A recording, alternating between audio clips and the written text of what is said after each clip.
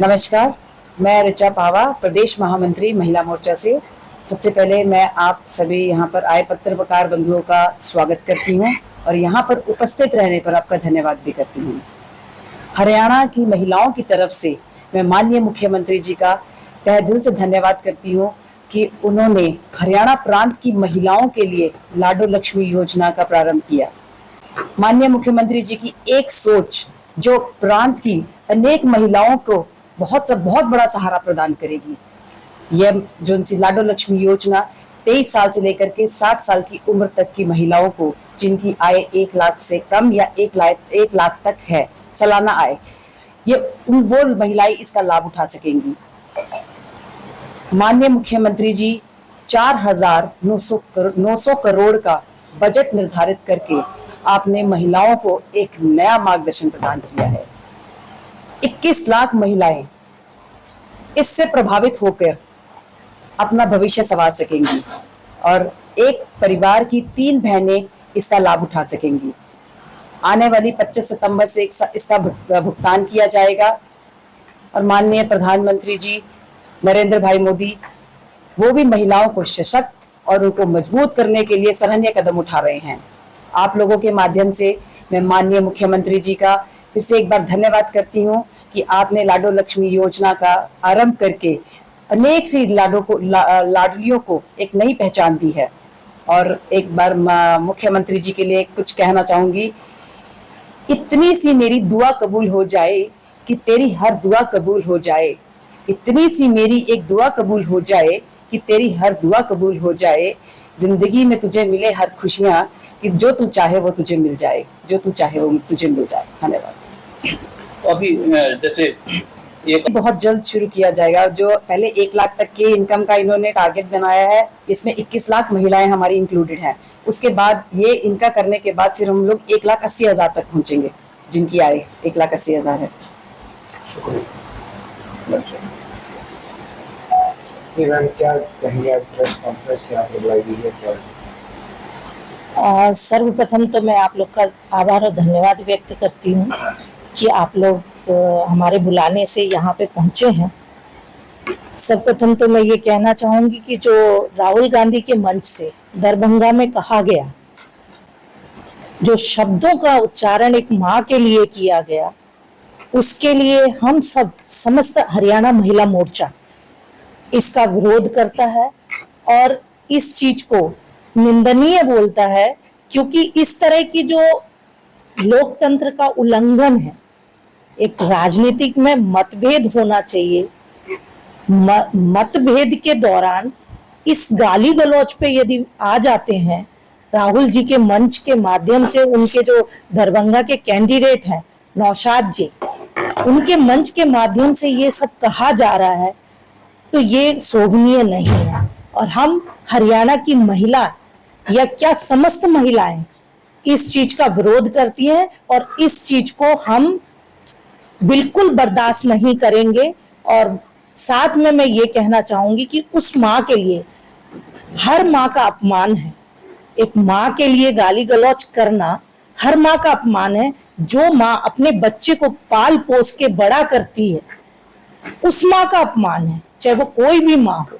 आज पाल पोस के जो माँ बड़ा करती है, और बिहार तो एक ऐसी धरती है जहाँ पे माँ दुर्गा, माँ सरस्वती और सीता माँ जैसी पवित्र माताओं ने आज हमारे वो पवित्र धरती को वो किया है। तो आज उसी धरती से एक माँ को, जिसने कि इतना होनहार पाल पोस के संस्कार दिए हैं, तो इस संस्कारों का हनन है।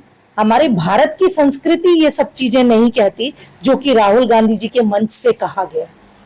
तो ये बिल्कुल एक साधारण माँ या हम महिलाएं, कोई भी माँ ये बिल्कुल बर्दाश्त नहीं करेगी कि एक माँ को गाली गलौज की जाए। तो इस सब का हम विरोध करते हैं। और साथ में मैं बिहार की जनता, क्या समस्त जनताओं से ये बात, मतलब पूरे भारतवर्ष से ये कहना चाहूंगी कि जिस तरह से लोकतंत्र का उल्लंघन करते हुए मतभेद के चक्कर में ये सत्ता में आने के लिए इतने बौखला रहे हैं कि बिहार की जनता अब समझ चुकी है। और आने वाले टाइम में बिहार की जनता इनको सबक सिखाने का काम करेगी। हमारी महिला सशक्तिकरण जो वहां पे है महिलाएं, वो महिलाएं वोट दबा के इस गाली गलौज का जवाब विपक्ष को देंगी, क्योंकि जो विपक्ष और उसके गठबंधन दल हैं आरजेडी, मैं कहती हूं कि हमेशा इन्होंने कुछ ना कुछ आरोप लगाने का कार्य किया है भारतीय जनता पार्टी के नेताओं के ऊपर, और कुछ भी जो मुंह में आता है वो इन्होंने बात की है। तो मैं तो यही कहना चाहूंगी कि ये सिर्फ जो बिहार की जनता जागरूक हो रही है कि किस तरह से देश हित है और देश के हित के लिए, गरीबों के हित के लिए कौन सी पार्टी कार्य कर रही है, सिर्फ इनका एक अंदर से बौखलाहट नजर आ रही है, जो बौखलाहट उनकी जुबान से बिल्कुल क्लियर आप लोगों के सामने है कि वो किस हद तक गिर सकते हैं। हमारी भारत की संस्कृति बिल्कुल अलाउ नहीं करती इस चीज को, तो हम सब महिलाएं इस चीज का जोर से विरोध करते हैं। मैडम, सुनने में यह है कि वो भाजपा का कार्यकर्ता था और उसने कांग्रेस मंच पे जाके ये जो गाली गलौज किया है तो कांग्रेस मंच पे जाके किया है। जिसके बारे में भाई साहब ने, जिस व्यक्ति ने ये शब्द कहे हैं वो भाजपा का कार्यकर्ता बताया जाए कि बकायदा फोटो जो है वायरल हुई है। नहीं, ऐसा कुछ नहीं है। जब इंसान अपनी गलतियों को छुपाने के लिए इस तरह की बातें करता है तो वो कुछ ना कुछ इस तरह के लूप लाता है। मैं ये कहना चाहूंगी कि यदि ऐसी कोई बात है तो कांग्रेस के नेता राहुल गांधी या उनके जो सहयोगी दल हैं वो इसके पक्ष में आके अपने क्यों नहीं जस्टिफाई करते हैं कि क्या बात है, उन्होंने चुप्पी क्यों साध रखी है। मैं आप लोगों के माध्यम से पूछना चाहती हूँ कि जवाब दे वो कि क्यों चुप्पी साध रखी है उन्होंने। आज तक कोई स्टेटमेंट नहीं है उनकी। यदि ऐसा कुछ होता, ये सिर्फ हमारी भारतीय जनता पार्टी का संस्कार नहीं है। किसी भी तरह से हमारा जो पार्टी का कार्यकर्ता वो ऐसी अभद्र चीजें यूज ही नहीं कर सकता और लोकतंत्र का हनन नहीं कर सकता, उनका उल्लंघन नहीं कर सकता। मैम, हरियाणा में मनीषा की भी मौत हुई है, उस पर भी महिला मोर्चा ने कुछ ऐसा बयान नहीं दिया।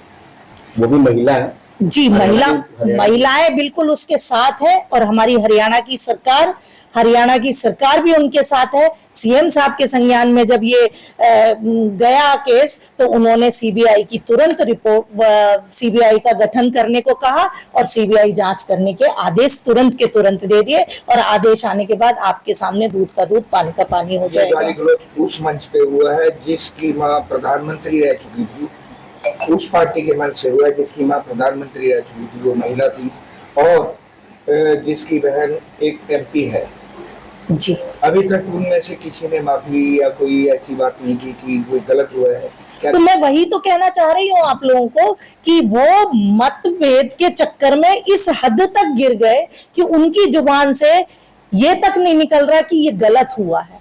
वो इस चीज को भी उनके संस्कार समझ में आते हैं कि वो भारत को किस दिशा में ले जाना चाह रहे हैं, कि उनको कुछ समझ में नहीं आ रहा।